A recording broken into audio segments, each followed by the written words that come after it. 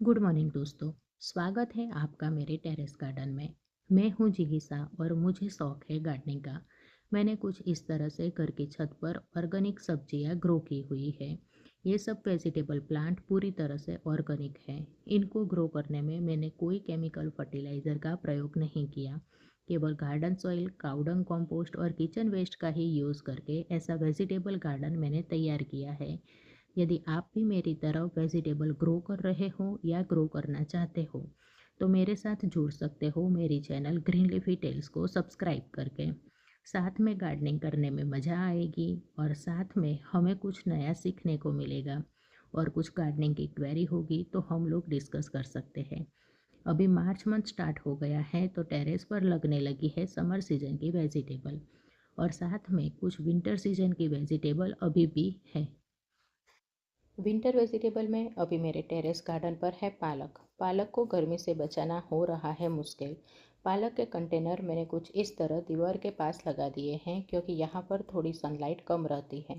फिर भी देखते हैं बढ़ती गर्मी में कितने दिन चलते हैं ये और कब तक मुझे मिलती है पालक की हार्वेस्टिंग। यहाँ पर पालक के सीड बनना भी स्टार्ट हो गए हैं जो मुझे काम आएंगे नेक्स्ट विंटर सीजन में सॉ करने के लिए। आप पालक की जगह चौलाई भाजी आसानी से गर्मी पर अपने टेरेस पर ग्रो कर सकते हो।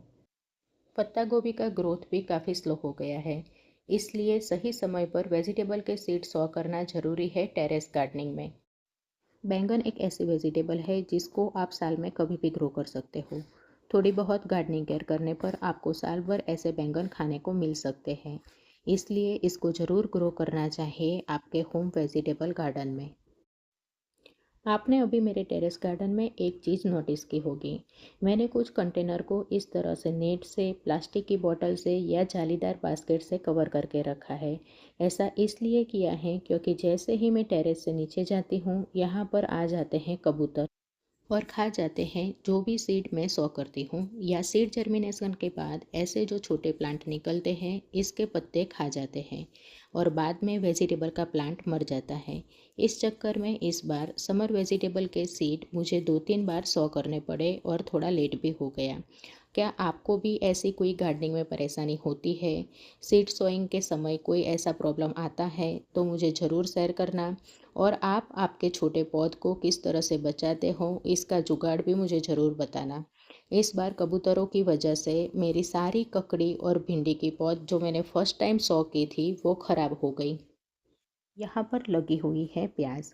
कुछ प्याज की पौध को मैंने बड़े कंटेनर की साइड में इस तरह से लगा दिया था। ऐसा करने से गार्डनिंग स्पेस हम यूटिलाइज कर सकते हैं और साथ में पेस्ट अटैक भी कम होता है। ये है टमाटर के प्लांट जिनको मैंने ग्रो किया था सितंबर मंथ में। इनसे मुझे टमाटर की हार्वेस्टिंग अब तक मिल रही है। इन प्लांट्स की मैंने हाल ही में की थी प्रूनिंग। जो ब्रांच और पत्ते खराब हो गए थे सब निकाल दिए। इसके बाद अभी नई नई ब्रांच ऐसे ग्रो हो रही है और नए फ्लावर्स भी आना स्टार्ट हो गया है। पुराने खराब पत्तों और शाखाओं को काटना जरूरी है जिससे प्लांट्स अपनी एनर्जी न्यू ग्रोथ पर लगाता है। और प्रूनिंग करने के बाद अच्छी मात्रा में खाद भी देना चाहिए जिससे दोबारा फ्रूटिंग के लिए प्लांट्स रेडी हो जाता है। गर्मी में टमाटर ग्रो करना डिफ़िकल्ट हो सकता है, इसलिए मैंने नए सीड्स डाले नहीं थे। पर ये जो टमाटर के प्लांट्स हैं अपने आप किचन वेस्ट के सीड में से ग्रो हो गए थे, तो मैंने बड़े कंटेनर में इनको जगह दे दी है। अभी तक तो ग्रोथ अच्छा चल रहा है, देखते हैं आगे जाके कितनी हार्वेस्टिंग मैं ले पाती हूँ इनसे। फाइनली तीसरी बार लगाने पर यह पोजीशन है भिंडी की। समर में आप ग्रो कर सकते हो बेल वाली सारी वेजिटेबल, भिंडी, गवारफली और लोबिया को। मैं इनमें से भिंडी लगाना ज़्यादा पसंद करती हूँ क्योंकि मेरे बच्चों को भिंडी खाना पसंद है और बेल वाली सब्जियों लगाने के लिए हमें ज़रूरत रहती है ज़्यादा जगह की। मचान भी बनानी पड़ती है, खाद मिट्टी की भी आवश्यकता ज़्यादा होती है और गर्मी में बेल खराब होने के चांसेस भी ज़्यादा होते हैं। जबकि भिंडी गर्मी को टॉलरेट कर लेती है और लगातार हार्वेस्टिंग देती है। बस आशा करती हूँ इस बार मेरे भिंडी के प्लांट सही सलामत रहें जिससे मुझे समय पर भिंडी की हार्वेस्टिंग मिलना स्टार्ट हो जाए।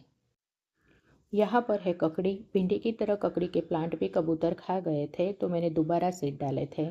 अभी इनमें से कुछ प्लांट हेल्दी है तो कुछ अनहेल्दी। थोड़े दिन वेट करूँगी और बाद में जो अनहेल्दी प्लांट है इनको निकाल दूँगी, जिससे अच्छे प्लांट को ग्रोथ होने के लिए जगह मिल जाए और अच्छे से ग्रो हो पाए। इस ड्रम में बाद में मैंने बहुत सारे सीड डाल दिए थे, तो अब सब साथ में जर्मिनेट हो गए हैं।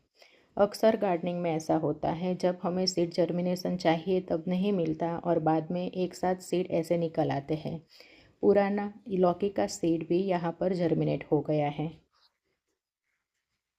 एक काम हमेशा मेरे गार्डन में रहता है, वह है मिट्टी पर काम करना। मिट्टी को धूप दिखाना, खाद मिलाना और इस तरह से कंटेनर रेडी करके रखना, जिससे जब भी मुझे वेजिटेबल लगानी है तो काम आ जाते हैं। यहाँ पर है कुंदरू और साथ में लगी हुई है कुछ प्याज। थोड़े समय पहले मैंने कुंदरू की प्रूनिंग कर दी थी, क्योंकि विंटर में इसकी बेल खराब हो जाती है। कुंदरू को कभी जड़ से नहीं निकालना होता, क्योंकि इसकी बेल सालों तक चलती है। अब यह समर में अच्छा ग्रोथ ले लेगी और जल्द ही इसमें फ्रूटिंग स्टार्ट हो जाएगी। आप भी इस तरह अपना ऑर्गेनिक वेजिटेबल गार्डन घर पर ही बना सकते हो। यह मेडिकल साइंस जितना मुश्किल काम नहीं है, बस याद रखनी है कुछ बेसिक गार्डनिंग टिप्स, और गार्डनिंग की जानकारी नहीं है तो भी कोई बात नहीं, मेरे वीडियो आपके काम आ सकते हैं। इसलिए आप मेरे चैनल को सब्सक्राइब कर देना, आपको यहाँ पर सही और सच्ची जानकारी ही मिलेगी। Thanks for watching.